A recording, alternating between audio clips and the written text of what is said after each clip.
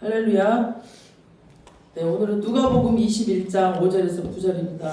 굉장히 짧은 말씀이지만 이 말씀 가운데서 정말 하나님께서 우리에게 주시는 특별한 말씀이 무엇인지 보는 각도가 다 다르겠지만 저는 성전이 무너진다는 이 말씀 붙들고 정말 우리가 어떻게 살아야 되겠다라는 그런 묵상을 하면서 말씀 준비했습니다.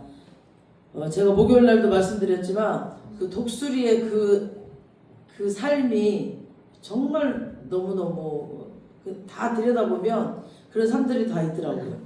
근데 독수리는 평균 수명이 70살이라고 그랬죠. 7, 80살이에요. 근데 40살이 되면 독수리는 아주 중대한 결단을 해야 된다 그랬죠.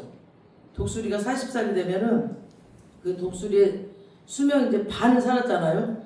그러면 이제 이 부리가 점점 이 가슴을 찌른답니다. 그래서 사냥을 할 수가 없겠죠. 이제 가슴을 찌르니까. 그리고 발톱도 점점 길어져요. 그러니까 이렇게 짧아서 아까 체게끔 이렇게 돼야 되는데 이게 길어져 버리니까 오므라들어 버리니까 뭔가를 잡을 수가 없어요. 그리고 또 깃털도 너무너무 이렇게 무거워져 버리는 거죠. 그래서 독수리가 날 수가 없게 됩니다.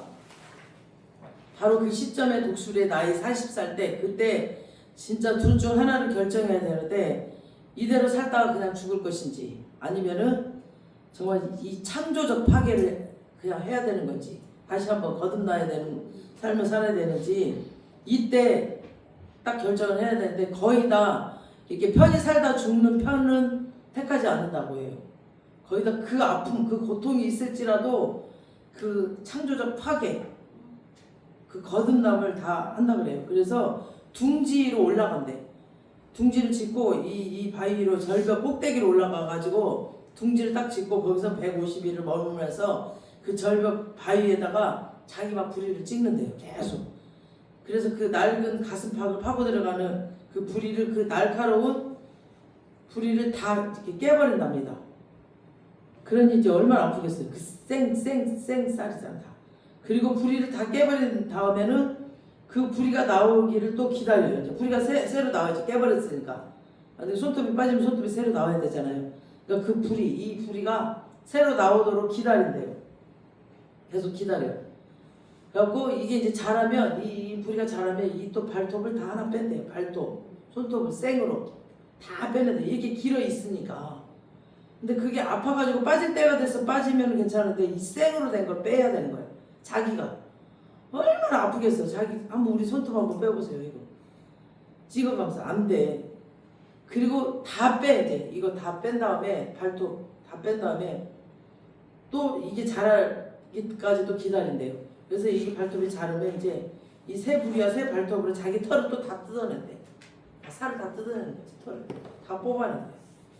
그러니까 그리고 나서 이제 새 털이 나오면 그때 이제 확 오른다는 거죠. 그러니까 완전히 이건 처절한 자기 변화의 혈투. 그냥 피범벅이죠. 이걸 견뎌내야 되는 거죠. 막 온몸이 다 피투성이가 돼가지고 막 그렇게 하는 거죠. 이렇게 하면은 30년을 더 산다고 그래요. 30년을.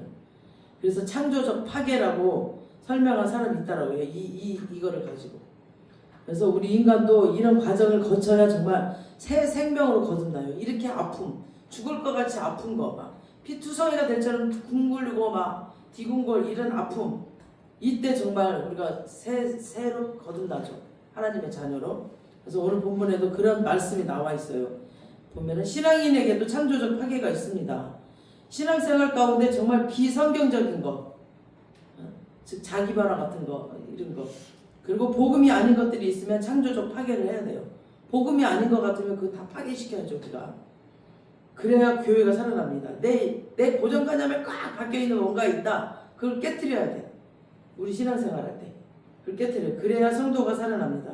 오늘 본문 전에 보면은 예수님께서 21장 1절에서 이렇게 쭉 보면은 예수님께서 그 과부의 두렙돈 그 이야기가 나오거든요. 그 헌금하는 것을 보시고 나오세요.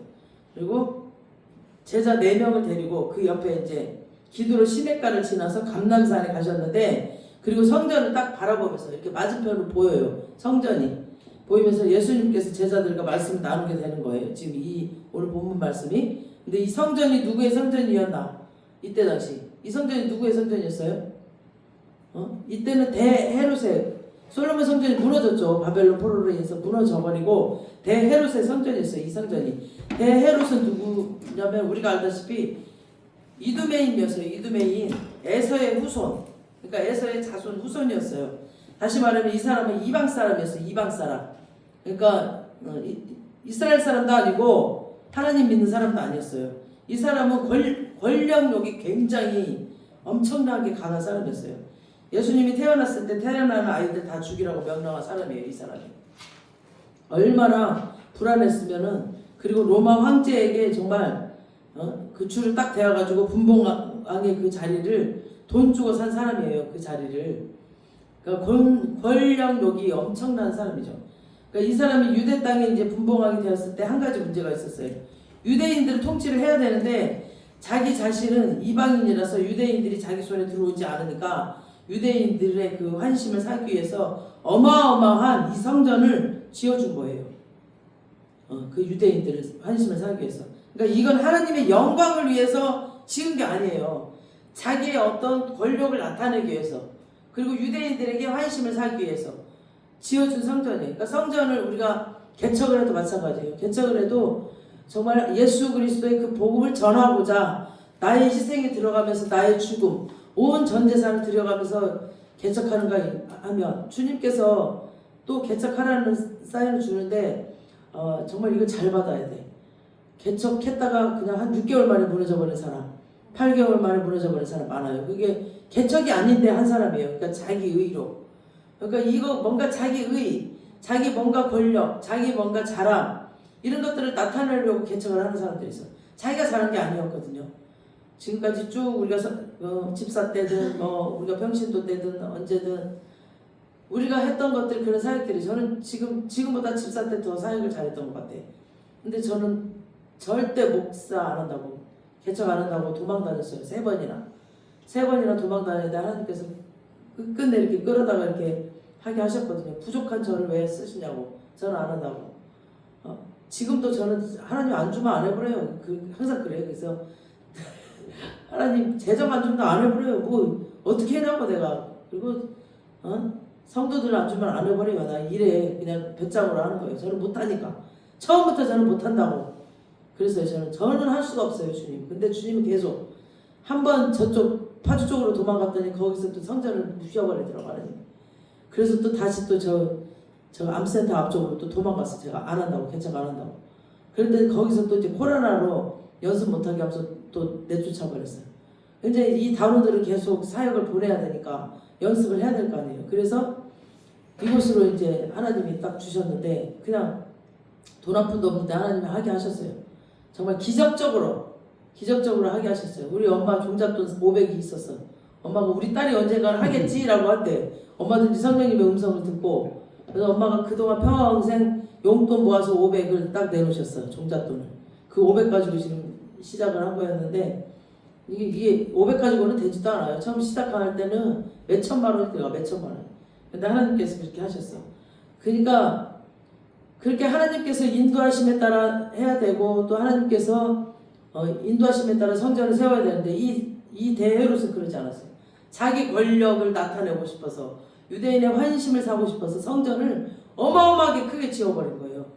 그러니까 이 성전은 잘못된 성전이야. 하나님께서 기뻐하지 않으시죠. 그러니까 자기 자신의 영광 위해서 지었던 성전이죠. 그러니까 하나님의 유익이 위한 성전이 아니었어요. 하나님의 유익이 위한 성전이 아니에요. 자기 자신의 유익을 위한 것이었습니다. 그 대헤롯 그 사람의 욕심에 의해서.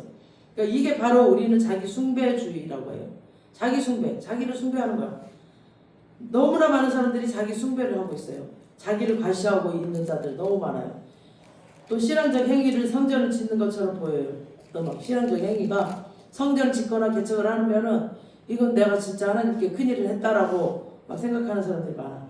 성전 안에서 일하고 성전 안에서 봉사하고 성전을 위하는 것처럼 보여요. 그런 것들이. 근데 그 속에 의도나 정말 그 속에 진심을 보게 되면 이건 자기 숭배자의 결과물이 굉장히 많아요. 그래서 제가 큰 교회 딱 갔는데 그분을 제가 진짜 함께 이렇게 그 노인대학에서 섬겼던 분인데 한 3년 만인가 가서 만났어. 너무 반가웠어. 그래서 권사님, 그러니까 그분이 저한테 그랬어. 또 제가 그때 전도사 때였는데 집사로 한소말교에서 온갖 리더 일을 다 하고 있을 때인데 전도사님 같은 경우가 우리 교회에 와가지고 정말 여성 상담사로 우리 교회 전도사님으로 들어오시면 안 되겠냐 이러시더라고. 근데 제 마음대로 안 되잖아. 거기 또 자기 교단만 쓰시더라고. 자기 교단을 나와야만. 근데 저처럼 이렇게 군소시락을 나온 사람 쓰겠어요? 군소시락 나온 사람 쳐다도 안 보지. 그런 큰 교회에서는. 그러니까 너무너무 필요하다고. 이제 그분들이 저에게 이제 위로도 많이 받고 상담을 많이 받았으니까. 그렇게 친하게 지냈던 분이니까 너무 반가워서 권사님 그러면서 제가 많은 자기 그 레크레이션 할 때 제가 많은 그 자료도 주고 했던 사람이었거든요. 그 사람이 레크레이션 담당을 그때 하게 됐어. 제가 나가고 나서 그분이 이제 하게 됐는데 막 뭔가를 하고 열심히 있거든요. 반가워서 그랬더니 잠깐만 나 이거 해야 된다고. 이제 레크레이션 준비를 하고 있는 거예요. 자기는 이거 잘해야 되는 거야. 이제 레크레이션을. 그러니까 그 반가운 사람이 와도 아는 체를 안 하는 거야. 잠깐만 이러면서 내가 너무 놀래고 네, 실수한 것 같아가지고 뒤로 물러났어. 근데 가슴이 너무 시리더라고. 저를 안 반겼다라는 게 아니라 그 사람의 그 신앙이 너무 가슴이 아팠어요. 이게 정말 이 하나님과 사람과의 관계인데 그렇게 반가운 사람도 이 일 앞에서 일 앞에서 그냥 사람을 그냥 무시해버리는구나. 저 사람의 신앙이 굉장히 의심이 됐고 너무 가슴이 아팠어. 그건 자기가 잘하겠다는 거예요. 잘하겠다는 그거 하나로. 그러니까 정말 조심해야 돼. 그러니까 교회에서 다 한다라고 해서 정말 하나님께 영광이 아니에요. 자기 숭배라니까 자기 숭배. 자기를 숭배하는 일이에요. 그런 봉사 모든 것들이. 정말 이런 게 잘해야 돼. 또 이것은 성전의 크기가 또 중요해요. 이 대헤롯이 지었던 성전은 솔로몬 성전도 어마어마하죠. 금으로 다 지었고 엄청났어. 그거에 비하면은 엄청난 크기의 규모, 재료까지 다 하나님께서 말씀해 주셔서 솔로몬 성전 때는 몇 규빗으로 해라. 어떻게 해라. 응? 그렇게 다 해주셨어. 왜냐하면 사람들이 크게 지어가지고 허영 떨까봐 하나님이 다 보세요. 성전 지을 때 다 몇 규빗 나오죠. 막 우리 읽을 때는 막 복잡해. 그게 뭐 이렇게 복잡하게 나와. 몇 규빗 그냥 대충 찍는데 정확하게 하셨어요. 하나님은 그 규빗을. 우리 허영 떨지 말라고, 가시하지 말라고 그렇게 했어요. 그러니까 하나님의 성전은 그런 곳이 아니고요. 뭔가 허영 떠는 곳이 아니에요. 그래서 제사보다 순종이 낫다라고 하나님께서 말씀하셔요. 항상 제사보다 순종이 낫다. 너희들이 겉모습을 와서 제사 드리는 것보다 그냥 한 가지 말씀 순종하는 거. 이웃 섬겨라. 가난한 자, 과부를 굉장히 하나님께서는 그들을 굉장히 많이 성경에 보면 그들을 섬기는 것이 곧 나에게 한 것이라고 그랬어요. 감옥에 간 자, 그 나쁜 놈을 위로하고 한 자에게 한 것이 곧 나에게 한 것이라고 그랬어요. 우리가 보기 저 나쁜 놈, 저 교회 다니는 놈이 저렇게 도둑질 해가지고 감옥에 갇혔대. 이러면서 우리는 손가락질을 하는데 예수님은 아니에요. 그 감옥에 갇힌 거 그 사람에게 한 것이 곧 나에게 한 것이라고 그랬어요. 이렇게 힘과 크기와 규모의 가치는 신앙의 가치가 아니거든요. 뭔가 힘, 규모 이런 게 신앙의 가치가 아니에요. 성경에 누가 잘하나 무슨 경쟁을 시켜서 1등을 뽑고 그런 거 없어요. 성경에는 그런 거 없어요. 힘과 크기와 규모를 가지고 있었던 이 대헤롯은 일단 성전을 크게 지어버렸어요. 엄청나게. 솔로몬의 성전 4배였어요. 4배의 크기. 그거 엄청나죠. 그러니까 예루살렘 전체 그 도시 안에 4분의 1 크기로. 그러니까 예루살렘 그 도시의 4분의, 만약에 서울이라면 그 4분의 1 크기로 지어버렸다는 거죠. 축구장을 보면은 축구장 20개를 합쳐놓은 거. 그러니까 생각해보세요. 엄청나죠? 축구장이 엄청 크잖아. 그 어마어마한 성전을 지었어요. 이 대헤롯이. 그러니까 하나님의 가치의 힘이 아니거든요. 하나님의 가치는 그 힘이 아니야. 하나님의 가치는 존재의 가치입니다. 존재의 가치. 아멘. 누가 힘이 있느냐가 아니고 하나님 앞에서 어떤 존재인가. 이 사람은 어떤 존재인가. 그런 신앙적 가치입니다. 하나님은 크기의 가치가 아니에요. 어떤 크기, 눈에 보이는 화려한 뭐 그런 거 가치 아니에요. 하나님은 관계의 가치예요. 관계. 하나님과 나와의 관계가 우선 서야 되고 그 다음에 이웃 관계. 자기 막 복음 전하겠다고 하면서 복음을 위해서 기도한다고 하면서 선교구도 가고 하면서 지금 내 앞에 있는 사람 정지하고 판단하고 막 관계성이 안 좋아. 사람들이랑 다 저 사람 꼴보기 싫다고 안 봐버려. 그러면 안 된다는 거죠. 관계의 가치. 누가 하나님과 깊은 관계 속에 있느냐, 누가 하나님과 친밀한 관계 속에 있느냐, 이게 신앙의 가치예요. 세상의 규모의 가치예요. 세상은 규모의 가치야. 세상은 모든 게 잘하는 거, 큰 거, 아름다운 거, 세상은 그래요. 하나님의 백성은 내면의 가치예요. 내면의 가치. 이 내면의 가치. 세상은 겉으로 보이는 규모의 가치. 막 높이고 그런 것들 있잖아요. 위장을 해요. 막 위장을 해. 막 좋은 차, 막 이런 거, 좋은 집, 큰 집 이렇게 그런 걸 가시해요. 그러나 하나님의 백성은 내면의 가치, 이 내면의 가치가 좋아야 돼. 우리의 속사람을 보시고 하나님이 우리를 판단하시지 않아요. 바로 이런 성전은 대헤롯이 지어냈어.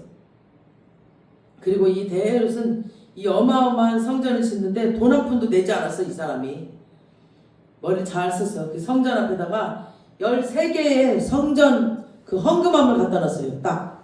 그리고 13개의 종류로 만들어내. 헌금함을 다 종류가 다르게 다 만들어내요. 막 금송아지 함이 있고 막 이런 게. 그래가지고 옛날에 이런 그 종이돈보다 이런 엽전처럼 생긴 거 많이 썼잖아요. 옛날에는. 그래서 땡그랑 소리가 나게끔. 그러면은 알잖아. 어느 정도 얼마큼 넣는지 몇 개 넣는지 이런 것들. 그렇게. 그 헌금을 내는데 부끄럽게 만들어 놓은 거죠. 나 쬐끔 내면 부끄러워. 하나만 내면 부끄럽잖아. 그러니까 헌금을 내야만 되는 구조를 만들어 놓은 거예요. 안 내면 안 되겠고. 입구에서부터 막 다 헌금함을 다 내놓은 거야. 여기도 헌금함. 이거 다 큰일 났네. 안 내면 안 되게끔 막 헌금함을 13개나 그 종류대로 다. 그래서 예수님께서 과부들의 가산을 삼키며 이 서기관들을 너희는 본받지 말라라고 하셨잖아요. 그리고 감람산에서 이 모습을 딱 바라보고 있는 것이 지금 오늘 5절 말씀이에요. 5절. 자, 한번 읽어보겠습니다. 5절 시작. 어떤 사람들이 성전을 가리켜 그 아름다운 돌과 헌물로 꾸민 것을 말하매 예수께서 이르시되 막 꾸며놨어요. 이렇게. 어떤 사람이라고 시작을 하죠. 지금 이 본문과 똑같은 본문이 마가복음 13장에 나와 있거든요. 이 마가복음은 사복음서의 원형이에요. 제일 먼저 쓰여진 복음서예요. 마태복음이 앞에 있지만 마가복음이 먼저 쓰여졌어요. 그래서 마가복음 13장에 3절쯤 보면은 베드로, 안드레, 야고보, 요한 이렇게 4명이라고 했어요. 지금 여기 어떤 사람들이 4명의 사람들을 이렇게 제자들을 써 있는데 마가복음은 자세히 나왔어요. 베드로, 안드레, 야고보, 요한 이렇게 4명이 감람산에 올라갔다라고. 그러니까 예수님이 이 4명을 데리고 올라갔어요. 근데 그 중에 한 사람이 예수님에게 이런 질문을 합니다. 저 감람산의 맞은편에 있는 저 성전을 지금 바라보면서 예수님, 저 위대하고 엄청나고 화려한 저 웅장한 저 성전을 바라보면서 한 제자가 딱 말을 해요. 마가복음 13장에 나오거든요. 이 돌을 어떠하며 그 건물은 어떠하나이까? 이 돌은 좀 어떠하고 어떠하나이까? 라고 물어봐요. 그러니까 저 멋있는 돌을 어떠하며 저 웅장한 건물은 어떻게 보여요? 예수님 너무 멋있죠? 이게 원문에 찾아보면 그 당시 이제 뉘앙스를 보면 어떻게 와 예수님이 진짜 멋있죠? 너무 멋있죠? 이러면서 사람이 이 인간이 어떻게 이런 건축물을 만들 수 있을까요? 이건 우리의 유대인들의 자존심입니다. 막 이걸 자랑하는 거야. 이 정도 건물이라면 우리가 이걸 참 정말 보존했다가 후손들에게 남겨줘야 할 우리 그 인간의 유대인의 기념비입니다. 예수님 진짜 자랑스럽지 않나요? 이런 뉘앙스로 지금 물어보는 거야. 그러니까 이 4명의 제자는 수속 제자이거든요. 수속 제자. 그 중에 정말 제자 중에 뛰어난 제자들, 잘한다라는 제자들. 그러면서 예수님을 따라다녔던 아주 핵심 제자들인데 이런 말을 하는 거야 지금. 그 성전을 보면서. 그러니까 예수님은 그 성전을 바라보면서 자기 숭배주의자의 모습을 본 거죠. 그 안에 보이는 그 힘과 크기와 규모의 가치가 있는 것을 꿰뚫어 딱 보셨어요. 하나님께서, 예수님께서. 자기는 하지 않으면서 다른 사람들은 시켜. 막. 그렇죠. 율법교사들 막 이런 사람들 그러죠. 시켜. 또 정죄하는 율법주의자들은 보게 된 거죠. 하나님께서. 그런데 예수님을 믿고 있다고 하고 예수님은 나의 구주로 믿고 따라다니는 사람들, 이런 사람들인데 지금 그 성전을 보고 예수님 정말 위대하지 않나요? 저 건물이 너무너무 멋있지 않나요? 이런 말을 하는 거예요. 지금 그 겉모습을 보고. 근데 이런 모습들이 우리를 너무너무 우리도 너무너무 닮아 있어요. 우리 한국교회도 예수님을 믿는다고 하면서 예수님의 제일 싫어하는 가치를 나도 모르게 따라가고 있어요. 아마 보세요. 우리가 정신줄을 잠깐만 살짝 놓아도 이런 길을 걸어갈 수밖에 없는 그런 존재들이라는 것을, 그 사실을 지금 보여주고 있는 겁니다. 제자들이 이런 모습이 있다면은 저와 여러분은 이보다 더 훨씬 더 할 거예요. 아마 우리도 모르게 그러겠죠. 그래서 정말 조심해야 되고 중요할 게 제가 하는 사역, 이 워십 사역은 가장 아름다운 모습으로 가장 예쁜 옷을 입고 춤을 추니까 자기 숭배가 돼버리고 있을 수도 있어요. 나 예쁘지, 나 잘하지. 그래서 항상 저는 그거를 계속 주입시키고 있어요. 우리 단원들에게. 이건 하나님께 보여드려요. 틀려도 된다. 잘하고 못하는 거에 신경 쓰지 말아라. 우리 단원들끼리 서로 용납하고 화합하고 용서하고 연합하는 모습을 하나님께서 보신다. 지적하지 말아라. 못해도 된다. 누구 몇 바퀴 돌고 이런 거 따지지 말아라. 저는 그거 중심으로 가르치고 있어요. 자기 숭배가 되지 못하게 하려고, 오로지 주님께 영광이 되게 하려고 연습하는 시간, 정말 하나님을 바라보면서 하나님께서 치유해 주신 감사하면서 하고 주님께 영광을 돌려라.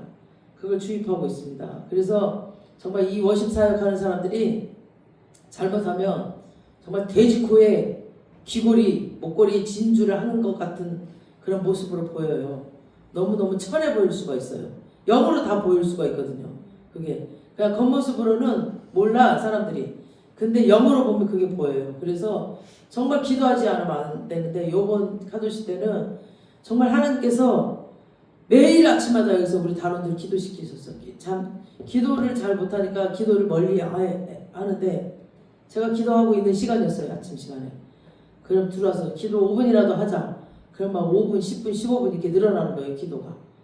그러면서 정말 하나님께서 각자에게 또 은혜를 주셨고, 막 기도 시간에 눈물을 흘리고 또 안수기도 해주시면서 각자에게 주신 말씀들도 전해주니까 또 하나님을 더 깊이 알아가고 이런 시간이 돼서, 정말 그래서 요번에 더 굉장히 은혜로웠던 카도시였던 것 같고, 또 용납과 용서의 장이었습니다. 제가 손을 내밀었는데 3년 만에 손을 잡아준 이 팀이 와서 함께 화합을 했고, 제 제자였는데 이제 이게 생각이 다르니까. 저는 그런 주의인데 그 리더는 이제 딱 맞춰야 되는 거야. 딱 몇 바퀴 대형 맞추고. 근데 그런 것 때문에 저랑 트러블이 있었죠. 저는 사람들한테 상처 주지 말아라. 아이들한테 지적질하지 말아라. 그런데 아이들이 이제 지적당하고 상처 입고 이랬었거든요. 근데 그런 것들이 이제 나랑 안 맞으니까 좀 그때 이럴 때 이제 자기는 안 하려고 했었고, 그리고 자기가 이제 잘 성공하는 바람에 간송학교에서 사역이 열렸어요. 그래서 지금 리더로 잘 섬기고 있고, 저는 계속 손을 내밀고 있었죠. 근데 의상도 빌려가고 소품도 빌려가고 계속 빌려줬는데 그 사람은 직접 안 오고 사람을 시켜서 왔어. 근데 이번에 딱 손을 잡아주고 함께 화합을 하니까 정말 아름다운 용서의 장이 됐고 용납의 장이 됐고 굉장히 아름다운 장이 됐어요. 근데 또 다른 사람들에게 손을 내밀었는데 다 거절을 했어요. 그래서 굉장히 그분들을 위해서 이제 또 기도하고 있습니다. 그분들 안에 정말 하나님의 사랑이 부어지고, 정말 하나님의 사랑이 무엇인지, 복음이 무엇인지, 정말 하나님이 원하시는 것이 무엇인지를 좀 하나님 알게 해주시고 함께 해달라고 기도하고 있고, 그들이 좀 성장하게 해달라고 기도하고 있습니다. 뭔가 상처가 있었다면 만져주시고 아버지 또 그들을 직접 치유해 주셔달라고 기도하고 있습니다. 그래서 6절에 보세요. 6절에 보니까 뭐라 그랬어요? 너희 보는 이것들이 날이 이르면 돌 하나도 돌 위에 남지 않고 다 무너뜨려지리라. 지금 보는 거 날이 이르면 너희가 보기엔 성전 아름답지, 위대하지. 이 날이 이르면 다 무너뜨려지리라. 이 위대하고 이렇게 웅장한 것들, 하나님께서 기뻐하지 않은 것들, 이 하나님의 영광을 위해서가 아니라 자기 숭배를 위해서 이렇게 세워진 이거는 무너져야 된다. 무너져야 된다 이거죠. 이 말씀의 의미는 다 무너지는 의미가 있어요. 이게 실제적으로 이 예루살렘 성이 무너져 버렸어요. 무너져 버렸죠. 이 대헤롯이 지은 이 성전. 그러니까 솔로몬 성전은 바벨론 포로 때 무너졌고 지금 이것도 무너져요. 예수님이 이 말씀을 하시고 나서 30년 뒤에 완전히 무너져 버렸어요. 어떻게 무너졌나요? 이스라엘 백성들이 성전을 지어놓고 보니까 너무 웅장하고 멋있는 거예요. 그래서 이 성전을 바라보면서 자신감이 생기고 우쭐감이 생기고 그러면서 이들 안에 반란의 그런 무슨 욕심이 품기 시작했어요. 야, 우리가 지금 힘이 있나 보다, 준비가 됐나 보다 하고 로마 정권에 대해서 반란을 일으켜 버렸어요. 얘네들이. 사실 하나님께서 로마의 그 치마 속에 로마의 그 통치 아래 둔 것은 이 유대인들을 둔 이유가 뭐였냐면 회개하라고 둔 거거든요. 회개하라고 로마의 식민지로 그냥 다 둬버렸거든요. 하나님 앞에서 나는 얼마나 불가능한 존재인가 깨달으라고.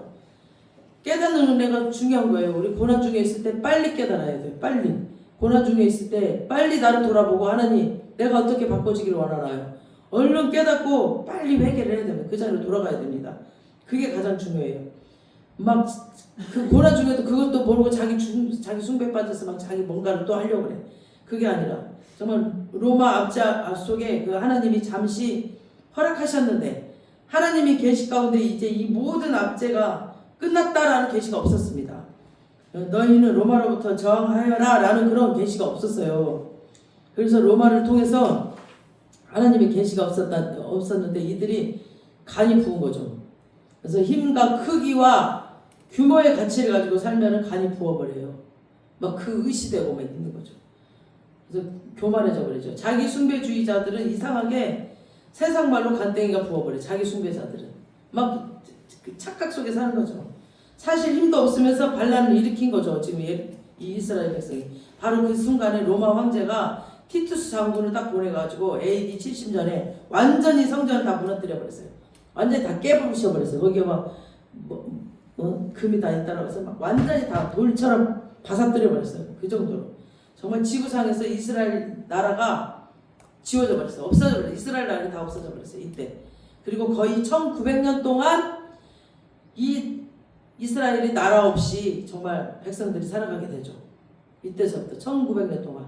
이렇게 하나님의 징계가 길었어요. 이걸 통해서 우리에게 주는 메시지가 있습니다. 우리도 주님을 믿는다고 또 주님을 따른다고 이렇게 하면서 자기 숭배주의에 빠져가지고 이 신앙을 버리기가 너무 신앙을 버려버린다니까요. 우리 안에 힘과 크기와 규모의 가치가 있습니다. 이거 하나님이 다 무너뜨려 버리셔요. 우리 안에 내가 쌓아놓은 힘과 규모의 가치 다 무너뜨려 버려요. 저도 다 무너졌어요. 저는 세상에서 돈 버는 게 제일 자신 있었거든요. 다 무너져버리고 제가 바보가 돼버리더라고. 하나님 믿고 나서. 그 돈 버는 거 제일 못해버렸어. 하나님이 그렇게 만드셨어. 그래서 그냥 한 1년 만에 저를 만났는데 제가 데리고 있던 아가씨들이 만났는데 사자분이 바보 같아 이 소리 들었어요. 제가 바보가 돼버렸어. 그러니까 제가 정말 돈 버는 일이라면 자신 있었어. 그래서 그냥 옛날에 제가 지금 다 지난 얘기고 저는 이런 거에 대한 상처가 없습니다. 그래서 저는 선포해요. 옛날에 제가 정말 그래서 이혼할 때도 그때는 예수님 안 믿었으니까 내 잘난 맛에 제가 한 거죠. 못 참고 다 주고 왔어요. 다. 너 다 가져라. 너 나이 먹었으니까 너 다 가지고 너 다 잘못해서 나는 젊어. 얼마든지 난 벌어서 나는 그 집도 내가 다 산 거였고 제가 너무 돈을 잘 벌어가지고 했던 거였거든요. 그래서 저는 너무 자신 있었어. 돈 버는 게. 근데 하나님이 그걸 다 무너뜨려 버렸어요. 그러면서 아무것도 못하게 묶어둬 버렸어. 손발을 7년 동안 아무것도 못하고 그냥 있는 돈 꽃감 빼먹듯이 빼먹고 이러다가 그때부터 다시 뭔가 또 사업을 일으켜 주실 줄 알았어. 근데 다시 그 땅굴로 파고 들어가서 완전히 저를 낮추고 저를 다 깨부셔 버리더라고. 독수리처럼. 피투성이가 되게 저를 만드셨어요. 그리고 나서 다시 태어나게 하시고 이제 돈에 대한 그런 욕심이 없어져 버렸어. 몰라 계산도 안 해. 그냥 그러면서 하나님이 저를 이렇게 목사로 세우셨어요. 그러니까 이게 다 깨져야 돼. 다 깨져야 돼. 그래서 하나님께서 그걸 다 무너뜨려 버리신 거죠. 힘과 규모와 잘못 지어진 그 성전, 화려해 보이는 그 성전을 다 깨뜨리는. 이건 심판이 아닙니다. 이건 징계가 아니에요. 정말 복이에요. 제가 겪어보니까 복이에요. 이 세상 것을 가지고 있었던 것들을 다 무너뜨려 버리고 이 가치가 나는 이 세상 것에 없어요. 주님께 있기 때문에, 천국에 있기 때문에 그냥 이 세상에 대한 뭔가에 뭐 없어요. 욕망이 없어져 버렸어요. 그러니까 그게 너무 감사해요. 우리를 살리기 위한 것이에요. 이게 사는 거였어요. 제가 이게 저가 사는 길이었고 이 영원히 사니까 너무너무 행복한 거죠. 그런 게 무너져야 영적으로 사는 겁니다. 아멘. 영적으로 사는 게 이거예요. 영원한 생명을 사는 거죠. 그래서 로마를 통하여 티투스 장군을 통하여서 완전히 무너뜨려 버렸어요. 이 성전을. 신앙이라는 것은 이런 무너짐의 여정을 겪어가는 것이 신앙입니다. 내 잘남, 내 고집 다 무너져야 됩니다. 내 계획 무너뜨려야 돼요. 예수님을 통해서 내가 원하는 것을 얻고 내가 원하는 것을 장착하는 것이 신앙이 아니에요. 막 내가 원하는 걸 자꾸 장착하죠. 내가 원하는 것을 얻죠. 기도할 때도 내가 원하는 것만 달라고 그러죠. 그게 신앙이 아니라니까요. 무너짐이 신앙이에요. 무너짐이. 죽어지는 게 신앙이에요. 십자가가 신앙입니다. 이걸 통과하면 부활은 금방 온다니까요. 들을 귀 있는 자는 들을지어다. 신앙이라는 것은 우리 태어날 때부터 자기 숭배주의자로 태어나요. 우리 인간들은. 우리는 힘과 크기와 규모의 가치를 우리의 우상으로 섬겼던 사람들이에요. 우리는 태어날 때부터 그래요. 교회 다니는 사람들 보면 거의 대부분이 예수님 믿으세요? 어느 교회 다니세요? 하고 물어보면은 딱 둘로 나눠지는데 작은 교회 다니는 사람들은 뭐냐면 그냥 동네 조그만 교회 다녀요. 이래. 그냥 교회 이름을 말하지 않아요. 왜냐면 아마 말해봤자 뭐 사람들이 알지도 못하니까 그냥 말하지 않아요. 그냥 작은 교회 다녀요. 그리고 작은 교회 다니는 것이 뭐 부끄럽게 생각하기도 해요. 그냥 나 조금만 교회 이름 없는 교회 다녀 그러면서 부끄럽게 생각할 수도 있어. 근데 정말 작은 교회 다닌다고 부끄럽게 생각하는 건 문제가 있는 겁니다. 아멘. 작은 교회 다녀도 우리는 예수님의 사람이고 예수님을 만나고 생명이 있는 교회에서 생명의 말씀을 듣고 있는 교회 다니는 것이 얼마나 그거의 가치를 두어야 됩니다. 아멘. 근데 큰 교회 다니는 사람들은 교회 이름을 딱 강조해요. 나 오늘의 교회 다녀. 나 거기 있잖아. 우리 목사님 유명해. 목사님이 유명하대. 예수님이 살아계시는 거 그걸 말하지 않아. 우리 목사님 텔레비전 자주 나오잖아. 그 교회 다녀. 막 이렇게 완전히 힘과 크기와 규모 가치가 이미 깊숙이 들어가 있어. 그래서 자기가 큰 교회 다니면 자기도 그렇게 커진 줄 알아. 응? 그래서 막 작은 교회 다니는 사람 무시하고 작은 교회 오지도 않아. 하다못해 우리 자매 중에도 그래요. 언니가 이렇게 교회를 하는데 함께 해서 그럴 생각이 없어. 그냥 큰 교회에서 자기 의시대로 막 의시. 그냥 정말 그런 크기와 힘과 규모 이런 것들이 완전히 몸에 배어 있어. 이런 게 우리의 본성이에요. 어쩔 수가 없어요. 인간의 연약한 모습에 이게 요즘 시대에 따라 더해. 왜냐하면 사람들이 겉모습 보고 판단하는 시대이기 때문에. 스펙을 보고 판단하는 시대이기 때문에. 하지만 하나님은 그런 데 관심이 없어요. 하나님을 바라보세요. 하나님을 깊숙이 보세요. 하나님은 그런 데 관심 전혀 없어요. 한 개도 손톱만큼도.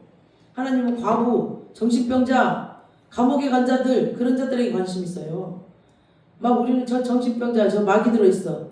그런 자들 멸시하죠? 아니요. 하나님은 그런 자들에게 관심이 있다니까요. 하나님은 그런 거 중요하게 여기지 않으십니다.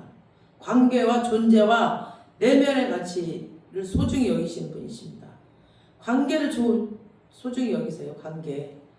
그런데 우리는 힘과 규모와 크기와 막 그런 우상을 섬기고 있는 거죠. 제가 다마스 끌고 다니잖아요. 이제 거기 배달 왔어. 무슨 외국 회사 차더라고. 푸자 들어가는 거예요. 아무튼 그 인천 지점에 있는 그 차량 회사를 딱 들어갔는데 들어오지 마. 아니 배달 왔어요. 그때. 아니 거기 세우지 말라지는 막 완전히 무슨 개똥 쳐다보듯이. 다마스 끌고 가면 그래요. 다마스 끌고 가잖아요. 빡빡 하면서 막 도로에 다닐 수가 없어. 얼마나 무시를 하는지. 카니발 끌고 다니면 다 양보해줘. 그러니까 제가 카니발하고 2대였잖아. 그러니까 카니발 끌고 다닐 때랑 주차에 백화점에 아예 못 들어오더만. 지하 주차장에 못 들어가게 하더만. 다마스 같은 경우는. 아예 못 들어가요. 무슨 호텔 같은데 못 들어가요. 그러니까 정말 우리나라 이게 너무 이게 뭐라 그래? 막 진짜 그 겉모습 보고 판단하는 이런 것들이 너무너무 심해. 이런 보이는 힘과 크기와 규모를 신앙생활과 아무 상관없거든요. 근데 하나님이 그런 거 다 무너뜨리셔 버려요. 다 무너뜨리셔야 돼요. 하나님께서 다 무너뜨리셔. 우리 신앙생활은 그게 아니잖아요. 힘과 규모의 크기, 화려함, 다 큰 교회 막 무슨 패션쇼 하러 가 맨날 막 빼고 그냥 빼딱고도 신고 막 이러면서 그 안에 주님을 보러 가야 돼. 그곳에 예수님이 없다니까. 예수님이 울고 계셔 아주 구석에서. 큰 교회 가면 아닌 교회도 있지만, 그러니까 너의 힘, 너의 자랑하지 말고 너의 크기, 너의 규모 자랑하지 말라는 거죠. 오직 내 삶의 모든 것이 하나님의 은혜라는 걸 알게 하시기 위해서입니다. 자, 모세를 볼게요. 모세 우리가 지금 출애굽 하죠. 모세 바로의 궁전에서 공주의 아들로 살았어요. 그 애굽의 모든 진짜 막 훈련을 받으면서 왕자죠, 왕자. 그러니까 왕자의 힘을 가지고 그 이집트에서 모든 운명을 다 배우고 문명을 다 배우고 학술을 배우고 다 배웠어요. 그랬더니 그게 모세의 힘과 크기와 규모의 가치였었죠. 그리고 자기 숭배를 배우게 되죠. 그가 40세 되었을 때 하나님이 사용하지 않으셨어요. 자기 숭배에 빠져 있거든. 모세를 완전히 무너뜨려 버렸어요. 살인자로 딱 만들어 버려. 모세를 자기 동족을 죽이죠. 자기 동족을 괴롭히는 그 이집트 사람 죽이죠. 그리고 우리 하나님은 얼마든지 모세를 살인자가 되는 길을 막을 수 있으신 분이에요. 근데 내버려 두셨어요. 왜요? 무너져야 되니까. 광야로 들어가서 도망자로 40년 동안 이제 처가살이 하면서 40년 동안 처가살이 하면서 이렇게 살게 되죠. 이 모세는 모든 자기 숭배의 힘과 크기와 규모와 그 모든 것들이 다 무너져 버리죠. 광야는 그런 곳이에요. 광야. 그래서 하나님이 저를 그렇게 광야 생활을 하게 하신 거였어요. 내가 없는 거, 내가 없어. 나라는 게 내 생각이 없어. 내 생각에는 이거 없어야 돼. 내 생각이 아니라 주님께서 말씀하시길.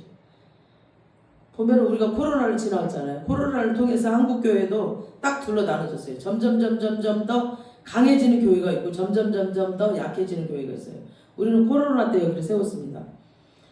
강해지는 교회는 코로나를 통해서 무너질 거 다 무너뜨려 버렸어. 다 무너져야 될 거. 그 세우는 교회, 그런 교회가 강해지는 교회입니다.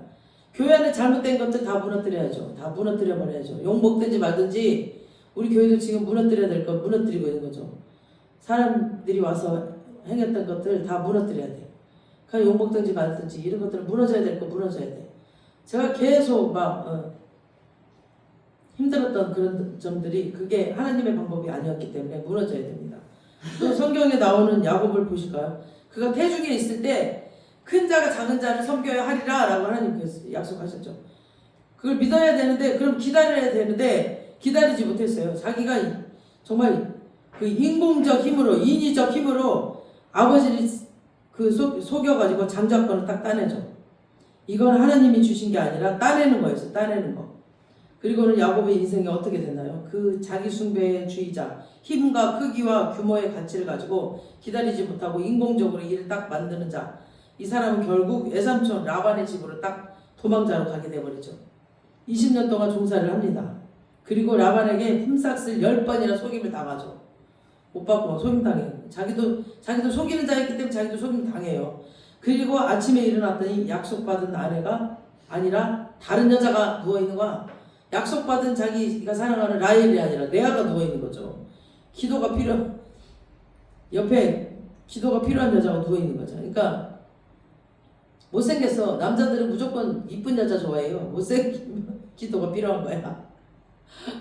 레아가 언니인데 언니부터 시집을 보내야 되잖아. 근데 라헬이 너무 예뻤어. 근데 딱 레아를 자기가 싫어하는 그 사람 딱 옆에 있는 거죠. 왜 하나님이 이런 고난을 허락하셨을까요?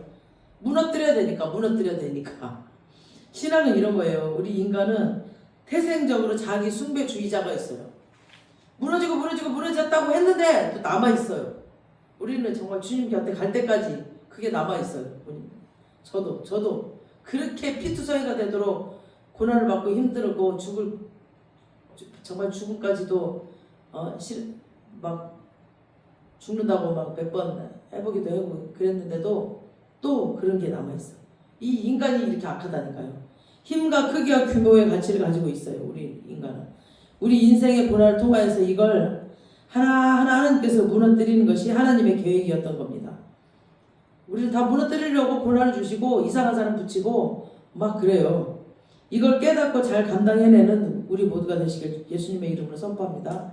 네. 어떤 사람은 질병으로, 어떤 사람은 뭐 명예로, 어떤 사람은 관계로, 어떤 사람은 물질로, 이걸 하나님께서 다 그렇게 고난을 주십니다. 구원받은 백성이라면 이 여정을 반드시 통과해야 됩니다. 돌 위에 돌 하나도 남아있지 아니하리라. 그리고 실질적으로 물리적으로 다 무너져 버렸어요. 이건 저주가 아니라고 그랬죠. 이게 바로 주님이 우리에게 주시는 축복입니다. 아멘. 무너져야 새로 세우실 수 있으시니까. 가짜가 무너져야 진짜를 세울 수 있으니까요. 이건 정말 보수할 수 있는 게 아니에요. 다시 고쳐갖고 쓸 수 있는 게 아니에요. 완전히 무너뜨려야 돼, 다. 우리 하나님께서 이 그릇을 만들 때 우리 토기장이들도 보면은 이 그릇 잘못되면 우리가 보기엔 너무 예뻐. 근데 조금 흠집이 딱 확 깨버려. 도자기 그분들도. 그 하나님이 그렇다니까요. 깨버리고 다시 만들지 이거 고치지 않아요. 근데 우리는 무너져도 안 무너지는 부분이 있어요. 야곱 같은 경우 보더라도 20년이 다 지나서 자기 자신의 이제 다 무너지는 줄 알았어요. 근데 형 예서가 이제 나가서 만나기로 했어. 근데 군대 400명을 데리고 막 온다는 말을 듣고 막 덜컥 또 겁이 나는 거야. 그래서 분명히 하나님께서 고향으로 돌아가라고 해서 가고 있는데 형이 군대를 데리고 온다는 그 말에 1진, 2진, 3진을 보내줘. 딱 보내. 1진에 자기가 덜 사랑하는 아내 레아의 가족을 먼저 보내. 그 다음에 또 자기는 맨 뒤에 있어. 그 다음에 자기 사랑하는 아내는 맨 나중에 보내. 이렇게 자기는 맨 뒤에 있어요. 야복 강가에 거기 있어요. 그러니까 변하긴 변했지만 마지막 그 한 부분까지 변하지 않았어요. 그래서 하나님께서 야곱과 씨름하다가 묻습니다. 너 이름이 뭐냐? 그제서야 야곱이 환도뼈를 두들겨 정말 맞고 하나님께 대답을 합니다. 저는 속이는 자입니다. 야곱이 속이는 자라는 뜻이거든요. 그제서야 실토를 합니다. 이 말을 쉽게 풀어볼까요? 하나님이 20년 동안 우리 하나님이 그렇게 저를 무너뜨리셨는데 무너지지 않는 부분이 지금 남아있습니다. 이 뜻이에요. 지금 야곱이 하는 말이. 그래서 자신을 돌아보고 자신을 솔직히 고백했을 그때 하나님이 야곱에게 이제부터 너는 야곱이라 하지 말고 이스라엘이라 하라. 그제서야 이름을 바꿔주십니다. 그러니까 오늘 성경에도 바로 그 이야기입니다. 성도는 그 무너짐을 계속 경험하고 또 경험하고 마지막 무너지지 않는 부분이 있습니다. 그때 우린 주님께 찾아가서 주님 이 부분이 안 무너집니다. 그때 주님이 요한복음 2장 19절 가버렸네죠. 띄워줘야 돼. 요한복음 2장 19절 보시겠습니다. 조금만 넘기시면 있어요. 그 후에 예수께서 그 어머니와 형제들과 제자들과 함께 가버나움으로 아니네. 예수께서 대답을 이르시되 읽어주세요. 너희가 이 성전을 헐라 내가 사흘 동안에 일으키리라. 예수께서 대답하여 이르시되 너희가 이 성전을 헐라 내가 사흘 동안에 일으키리라. 아멘. 그러니까 오늘 본문이랑 똑같죠. 이 성전을 헐으라고. 성전을 허물라 내가 사흘 만에 다시 세우리라라고 말씀하셔요. 그 성전은 예수님의 육체였고 십자가였어요. 그 성전은. 이 십자가를 지심으로 그분이 우리를 살리신 것임을 부활시켜 주신 것임을 우리에게 말씀하시는 겁니다. 사흘 만에 다시 일으킨다라고. 그러니까 우리는 무너지고 안 무너지다가 그런 안 무너지는 부분이 있거든. 그래서 예수님이 무너지신 거예요. 예수님이 우리 대신에 우리가 안 무너지는 부분을 주님께서 감당하시려고 그분이 십자가에서 무너져 주신 거예요. 이 성전을 헐라 내가 사흘 만에 다시 세우리라. 그 말씀이죠. 사흘 만에 다시 세우리라. 부활하리라. 그리고 하나님의 백성에게는 또 한 가지 소망이 있습니다. 무너뜨려야 자기 숭배, 크기와 힘과 규모의 가치, 세상에 있는 인본주의와 교회 안에 들어온 이 율법주의를 무너뜨리다 안 되면요, 오늘 성경을 말합니다. 6절 보시겠습니다. 오늘 6절 시작. 너희 모든 이것들이 날이 이르면 물 하나도 돌 위에 남지 않고 다 무너뜨려지리라. 아멘. 바로 그 무너뜨려지리라. 너희가 보는 그날에 바로 그날에 무너뜨려집니다. 그날이 언제예요? 그날이 영적으로 해석하면 이게 예수님이 재림하시는 날입니다. 그러니까 우리가 죽는 날, 우리가 죽는 날이에요. 우리는 매일 무너졌다 생각했는데 작은 것 하나도 못 무너뜨려지는 게 우리 인생이에요. 못 무너뜨려. 이걸 하다 안 되니까 마지막 순간에 무너뜨리십니다. 하나님께서. 진짜 구원받은 백성은 제가 이 많은 일을 하나님 위해서 했습니다. 이런 말 안 해요. 또 제가 이 세상에 살면서 대단한 일을 했습니다. 단 한 번도 이런 말을 안 해요. 진짜 구원받은 사람은. 내가 했습니다. 내가 했어요. 내가. 이런 말 안 해요. 다 하나님의 은혜입니다. 다 하나님께서 저를 도우셨어요. 하나님 아니면 전 못 살아요. 이렇게 고백을 해요. 진짜 구원받은 사람은. 그제서야 자기 숭배주의자에서 벗어나는 순간입니다. 바로 그날, 그게 성도의 죽음의 날입니다. 힘과 크기와 규모로 가지고 있던 지금까지 살아왔죠. 우리가 그것 무너뜨리고 무너지다가 안 되니까 마지막 죽음의 순간에 힘과 크기와 규모와 가치를 아주 쓸모가 없어요. 마지막에는 아주 쓸모없잖아요. 그거 갖고 갈 거예요? 여러분이 큰 집에서 살거나 큰 교회 다녔다는 거 하나님 앞에 의미가 없다니까요. 아무 의미 없어요. 그 모든 가치가 다 죽음 앞에서, 예수님의 재림 앞에서 다 무너뜨려지는 겁니다. 그날이 온다라고 주께서 말씀하십니다. 그래서 예수 믿는 사람에게 죽음과 예수님의 재림은 심판의 날이 아니라 그날이 소망의 날, 승리의 날입니다. 아멘. 네. 그래서 우리가 예수를 믿는 겁니다. 진짜 징그럽게 안 무너지는 그 부분이 있거든요. 있어요. 엄청 찔겨 막. 그게 다 그날이 오면 무너집니다. 근데 조건이 하나 있어요. 진짜 구원받은 백성들에게는 주어지는 복이에요. 그게 하나님이 다 무너뜨려 주시거든요. 오직 은혜로 들림받아 하나님 나라로 가는 성도가 되는 것입니다. 그 길을 잘 걸어가시는 우리 모두가 되시길 기도합니다. 네. 우리 안에 또 우리 가정에 또 우리 교회 안에 이 자기 숭배적인 요소가 많아요. 하나님의 영광과 아무 상관이 없는 그 나의 영광을 위한 일이 있습니다. 하나님의 자존심과 아무 상관이 없고 나의 자존심에 관련된 일이 있어요. 창조적 파괴를 하십시오. 창조적 파괴를 우리가 스스로 해야 됩니다. 우리가 스스로 빨리 깨닫고, 아니면 하나님이 밖에서 깨뜨려 주셔요. 밖에서 우리 모두 안에 힘과 크기와 규모의 가치를 숭상하는 우상 숭배가 있는지 한번 보시기 바랍니다. 그래서 창조적 파괴를 하시기 바랍니다. 각자가. 아니면 하나님이 다루셔요. 하나님이. 그래서 하나님이 다 깨버리셔요. 그 다 하나님 깨버리셔요. 모든 환경을 깨버리시고 또 질병을 통해서 또 아프게 하시고 또 모든 것들을 깨버리셔요. 그래야 사니까. 그래야 우리가 살기 때문에. 그래야 우리가 하나님의 백성이 되니까요. 그 내가 가장 숭배하는 그거를 깨버리세요. 하나님은 다 무너뜨려 버리시고. 그런 길을 잘 걸어가는 하나님의 백성들이 다 되시길 바랍니다. 아멘. 혹시 내가 거듭되는 거, 내가 반복되고 있는 그게 무엇인가, 계속 넘어지고 있는 부분이 무엇인가를 빨리 깨닫는 은혜를 달라고 이 시간에는 좀 나를 돌아보는 시간 갖겠습니다. 주님, 아버지 내가 깨져야 될 게 뭐인가요? 아버지 내가 내려놓아야 될 게 뭐있나요? 내가 이 땅에서 가장 소중하게 생각하고 그걸 강구하고 있는 게 뭐가 있나요? 아버지 그거 이 시간 나에게 생각나게 해주세요. 주님 나에게 보여주세요. 그래서 내가 스스로 내가 창조적 파괴를 할 수 있도록 아버지 나의 안에 오셔서 말씀해 주세요. 그래서 그걸 창조적 파괴를 내가 할 수 있도록 주님 나를 좀 도와주세요. 아버지 그래야 내가 살겠습니다. 그래야 내가 하늘나라 완전한 성도가 되겠습니다. 주님 나를 좀 도와주세요 라고 우리 다 같이 기도하는 시간 갖겠습니다. 우리 먼저 나를 돌아보는 시간 갖겠습니다. 이 시간에는